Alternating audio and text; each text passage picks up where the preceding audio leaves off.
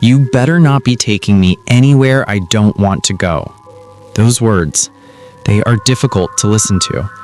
In the world of true crime, we often deal with her remains unsolved.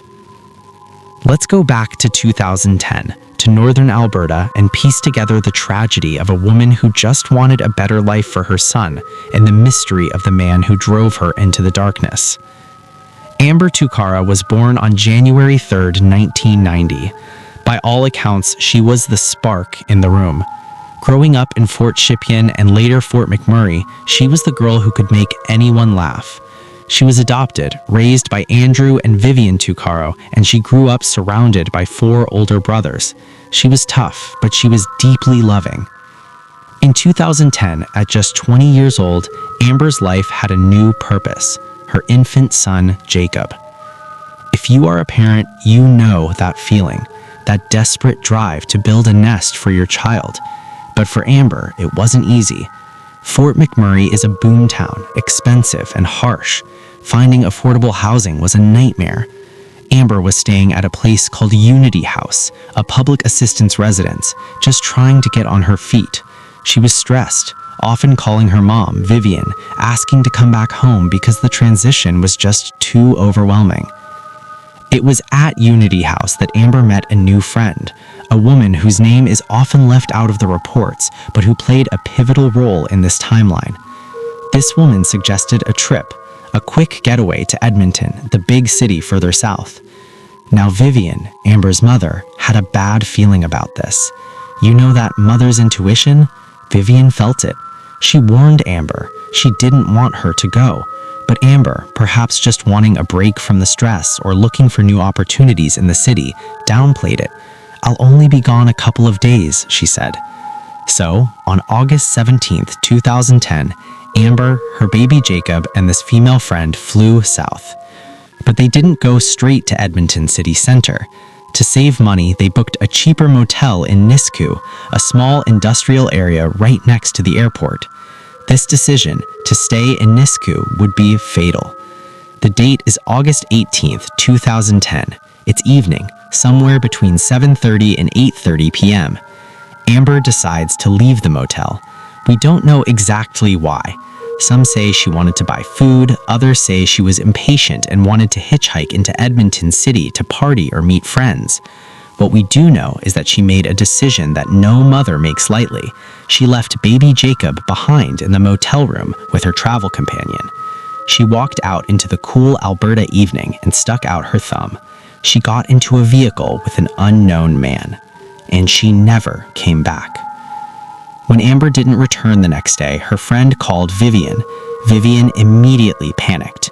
She knew her daughter. Amber might have been young, she might have been spontaneous, but she would never abandon her baby boy with a woman she barely knew. Vivian called the RCMP, the Royal Canadian Mounted Police, and this is where the story turns from a tragedy into an outrage. The police response was dismissive. That is putting it lightly. The officer told a terrified mother that Amber was probably out partying and would turn up soon. They told her she had to wait 24 hours to file a missing person report, a policy that in high-risk cases can cost lives. But it gets worse. Less than 2 weeks later, an officer recommended closing the case. They removed Amber from the National Missing Persons database. Why? Because of unverified sightings and rumors of social media activity. They didn't confirm it. They just assumed she was a runaway. While Vivian was screaming for help, the police were destroying evidence.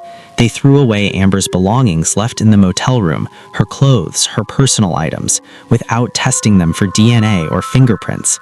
They didn't even interview Vivian until 4 months after Amber vanished. For 2 years, the case went cold, but Amber wasn't partying. She was already gone. In August 2012, 2 years later, the RCMP finally released a bombshell. It turns out, on the night she vanished, Amber had made a phone call.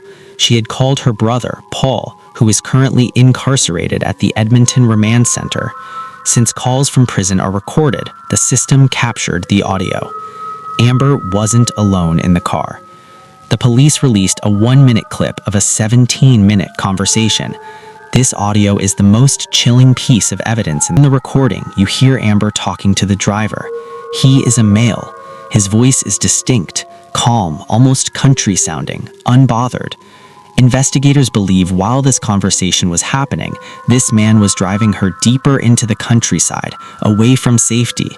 He was lying to her face, keeping his voice steady to keep her calm until it was too late. 3 different women came forward after hearing that tape. They all said, "I know that voice." They identified a specific man, but the RCMP investigated him and cleared him. To this day, the voice remains unidentified. Tragically, just days after that audio was released in 2012, the search for Amber came to an end. A group of recreational horseback riders were moving through the dense brush in Leduc County, about 20 miles from the motel, when they found a human skull. Dental records confirmed it was Amber. But here's where the story gets even darker. Amber wasn't found alone. In that same general area, within a few kilometers, the partial remains of 5 other women had been found over the years. Edna Bernard, Katie Sylvia Ballantyne, Dolores Brower, Corey Ottenbritt. All of them had been hitchhiking. All of them were vulnerable.